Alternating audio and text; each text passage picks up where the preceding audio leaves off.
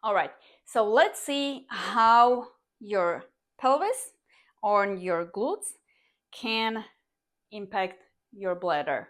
Okay, so you can see here, or I can see from here. I always look at the bottom part and the glutes. Do you see those creases here? She's clenching just a little bit. Okay, so the bottom part of the glutes are overworking. However, the big glute maximus that goes like this is underworking.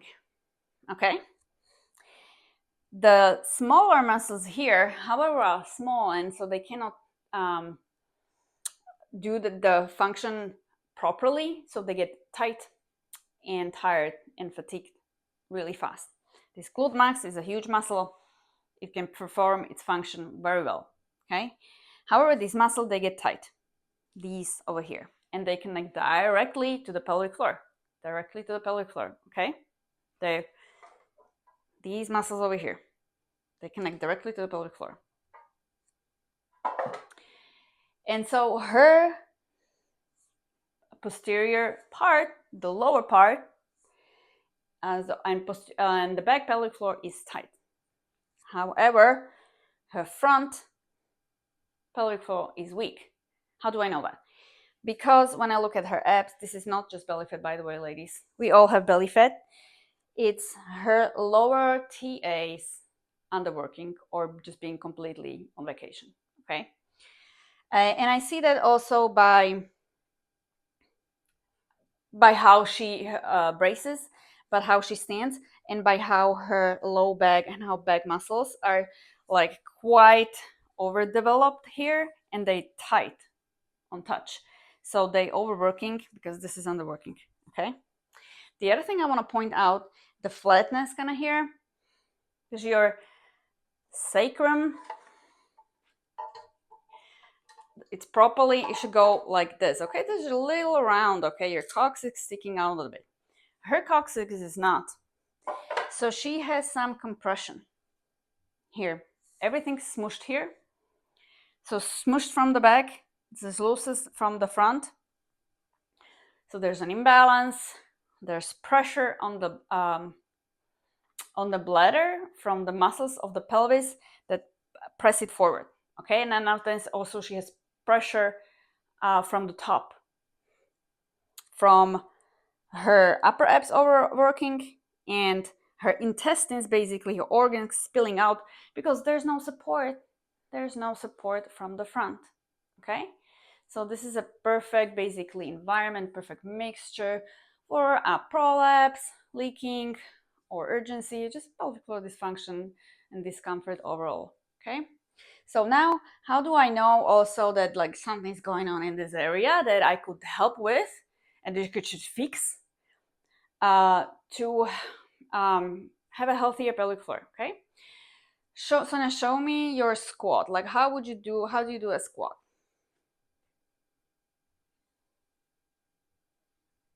And now go with your hands like that, just go slower.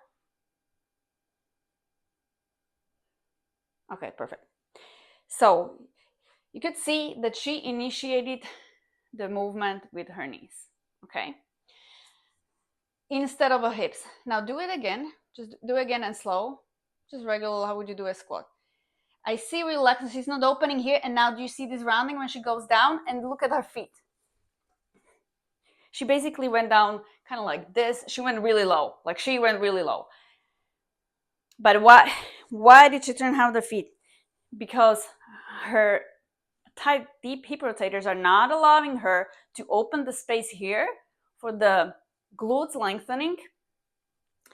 And so she turned out her feet, and then when she then lower, she tucked and rounded her back.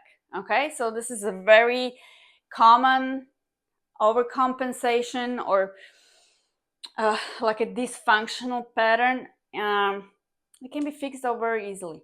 Okay, if you have someone just with the right guidance and support and right exercises, it can be fixed easily and has a big impact on your pelvic floor. Thank you, Sonia. Just relax for a bit. Because this movement, how often do you squat down? Not often. How often do you pick up things? How do you pick up things A lot from of the things because I'm a caregiver. nurse. So you go like this, like So often. actually, I learned that I'm supposed to go down more like this. That you don't do this. This is wrong. Show me how you would just go. This is a deadlift. So how would you like? I'm just like leaning forward. I'm not. I will step forward. You would step forward. Okay. Show me with your feet together, and just lean forward. Okay. No, you don't even have to go that low. Can you stay there for a bit though? This way? Just a little bit. This is how she would lean forward. So her glutes are not lengthening. Because they're tight. She's not letting go. It's also a habit. And her back, see this rounding? She's completely rounding. Okay. So her back is basically taking the charge of the spine. Her abs don't support the spine. It's the core. Like her core is completely off, and she is tucking. Okay, so she's straining her back with every single time she needs to lean forward a little bit. Okay, this also, whether it looks like that or not, hurts the bladder and the pelvic floor.